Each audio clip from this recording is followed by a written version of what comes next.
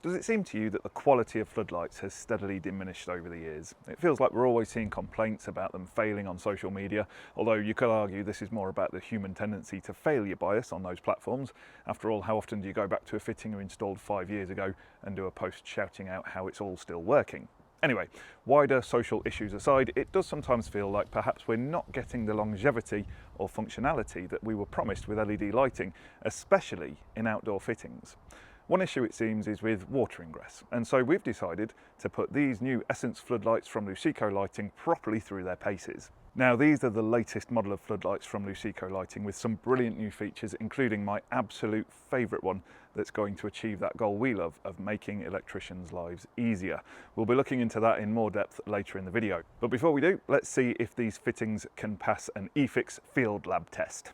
For the purposes of this test, I've chosen to install this 20-watt flood with PIR. That's because some manufacturers have a sneaky habit of making an IP65 fitting, but then whacking a PIR on the bottom that's rated to IP56 or even lower, meaning that it's more vulnerable to dust and moisture ingress than the floodlight itself, which is a bit like having a string door on a submarine. However, the Essence floodlights have PIRs that are rated at IP65, the same as the fitting, and are tested to that degree during production. The Essence floodlight range is really simple and streamlined with 4 versions at 10 watts, 20 watts, 30 watts and 50 watts. Each of these come either with or without a PIR. Again, this reduction of variance has the same benefits of the recently launched F-type downlights. Wholesalers have less to stock, electricians have less confusion over selecting the correct product, and the end user gets a feature-packed product. The fittings are IP65 rated, and crucially, so are the PIRs, which means that they're not going to present a weak point for moisture to get in and cause harm. That's the theory anyway. Let's find out how well they perform. The Great British weather can almost always guarantee a lot of lovely rain to keep everything growing, but it represents a challenge to electrical fittings. So I've set up a test here to simulate a typical rainy day in the UK.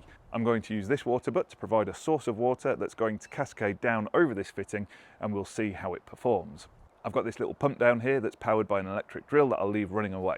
This will take water from the barrel to the rain simulating head up here that will sprinkle down like a monsoon on the afternoon of a country fete in the springtime. Then I've made it into a closed circuit so the water coming off the fitting will make its way back into the water butt. Then we'll see if it manages to survive. So let's get it powered up and see how it performs. So you can see the water's coming off their retreat now, and we'll come back to that a little bit later to see how the light's getting on. But in the meantime, let's talk about some of the other great features of these fittings. To help achieve and maintain the IP rating, the fitting is hardwired with a 1 metre lead.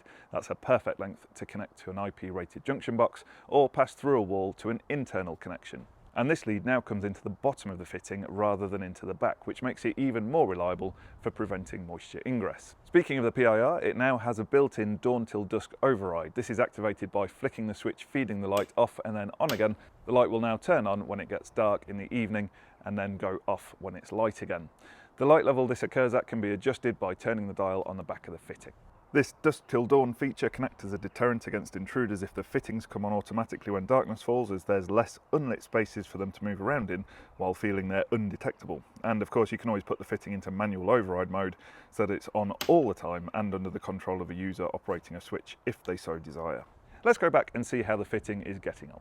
Okay, so this footage was taken after about 10 minutes of fairly consistent downpour. You can see that the water is absolutely dripping off the bottom of the floodlight there, and particularly the PIR, but you can also see that the floodlight is still very clearly on, so it's got its own very personal little rain cloud there, and so far it's managing to resist that moisture ingress.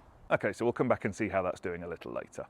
Some other upgrades that the Essence features includes the quality of the light output. The LED technology has been improved to the point that it now has an efficacy of 120 lumens per watt, which is a really impressive figure from such a small source. It also has a colour rendering index, or CRI, of greater than 80, which makes it suitable for use with CCTV recording equipment. Very handy for these days of increased van break-ins. Also, the light output has been tuned to mimic traditional incandescent light output, which we're all greatly attached to without realising.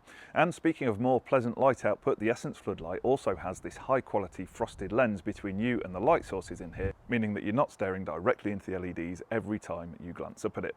Now, just before I get to what I think is the best new feature of this fitting, and the one that makes electricians' lives easier, let's take another look at how the flood is doing in our test. Okay, so now this has been getting its personal downpour for about an hour, and I'm actually more worried about the batteries and my drill burning out than I am about the light fitting, so we're going to have a little breather here while we recharge the batteries.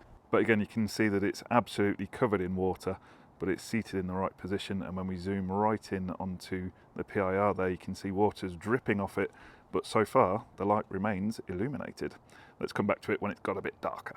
Okay, so I've been saving this till last as I really do love this feature. This fitting is the offspring of two previous Luceco lighting floodlights, the Castra and the EcoFlood. It brings together the competitive price point of the EcoFlood along with the innovation and quality of the Castra. One of those innovations is the patented ball joint bracket that allows for the fitting to be angled in all axes to make sure the light ends up going exactly where you want it. And, just as importantly, prevent it from getting to places that you don't want it, like all over the back of your neighbour's house. However, if there's one thing that Luceco Lighting don't do, it's rest on their laurels. So they've improved this innovative bracket even more. How? Well, you know how some floodlights require you to somehow get the screwdriver through the front of the fitting to do up the fixing screws on the bracket, so you kind of tilt it up out of the way, but then as the screws get closer to being done up, the fitting pulls back to its final resting position. So you've either got to get the screwdriver at a jaunty angle, dig around for a stubby driver, or undo the fixings that are holding the fitting to the bracket, sending washers, nuts and bolts everywhere, and elevating your blood pressure. Well, that is now a thing of the past because the bracket on this fitting can be unclipped from the fitting, installed with a couple of fixing screws, and then once in place the fitting simply clips back into place. Again, this is just one of those features where you can't help but wonder why no one's done it before. Simple, innovative, and makes electricians' lives so much easier.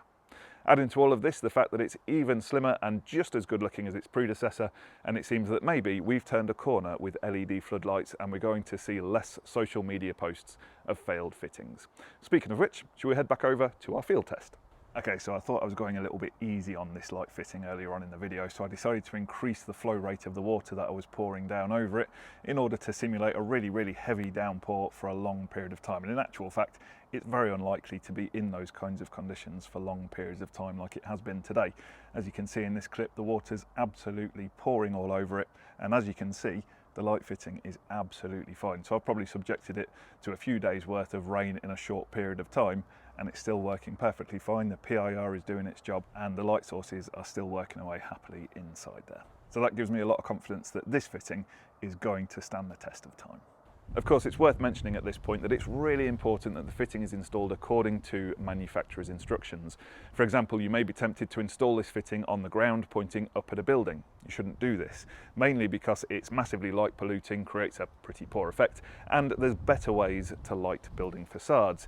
But also because this type of fitting just isn't designed to work that way. In fact, in the instructions from Luceco Lighting, it states really clearly at the top that this luminaire is only suitable for downward illumination only. Do not mount with floodlight facing up. So that's pretty clear that you shouldn't install it this way. The main reason being that when it's tested for its IP rating, the process doesn't include testing the fitting in this position, so there's no guarantee it will keep the water out when installed in this way. I really like this fitting and think that it's definitely a step forward in LED floodlighting technology for the domestic and commercial market. If you'd like to know more about the latest fittings from Luceco Lighting, check out this video right here. Or if you'd like to know more about lighting design, click the link in the description to take our free training package on the subject to help you with your CPD. All that remains in this video is to say thank you very much for watching.